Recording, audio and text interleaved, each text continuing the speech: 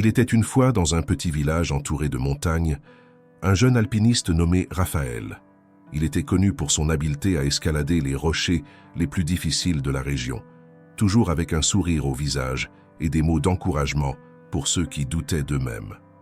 Raphaël avait grandi au pied de ces montagnes. Depuis son enfance, il observait les sommets couverts de neige avec admiration et respect.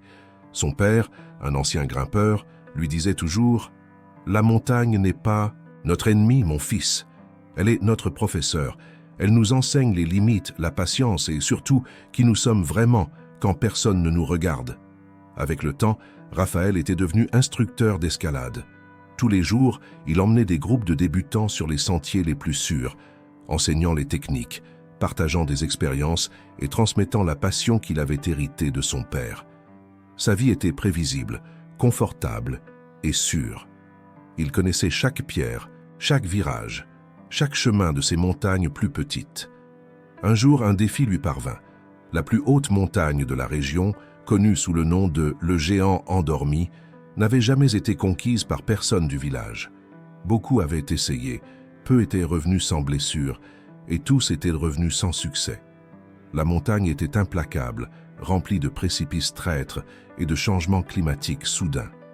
Quand quelques jeunes du village invitèrent Raphaël à diriger une expédition au sommet, il sentit son estomac se serrer. Pour la première fois depuis des années, la peur s'empara de son cœur. « Et si j'échoue ?» pensait-il toutes les nuits. « Et si je ne suis pas aussi bon que tout le monde le pense ? Et si mon courage n'est qu'une illusion soutenue par la familiarité ?» Raphaël était déchiré. Refuser serait sûr, mais signifierait vivre pour toujours avec le doute. Accepter, c'était tout risquer. Sa réputation, sa sécurité et surtout l'image qu'il s'était construite de lui-même.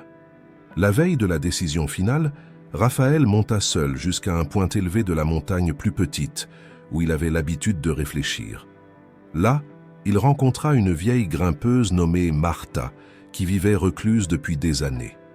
Elle l'observa en silence puis demanda « Pourquoi escalades-tu, jeune homme ?» Raphaël répondit sans réfléchir « Pour atteindre le sommet. » Martha sourit avec tristesse. « Alors tu n'as jamais compris. Le courage n'est pas d'atteindre le sommet, c'est de faire le premier pas même quand l'abîme murmure ton nom. C'est de se relever après chaque chute. Le sommet n'est que la conséquence, pas l'objectif. La véritable escalade se passe en toi. » À ce moment-là, Raphaël comprit. Il avait passé des années à enseigner aux autres à escalader, mais avait oublié de s'escalader lui-même. La peur du géant endormi ne concernait pas la montagne, mais le fait d'affronter ses propres limites. Le lendemain, Raphaël accepta de diriger l'expédition.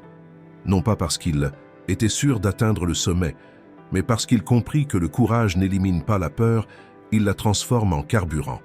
Il monta, tomba, se blessa et recommença.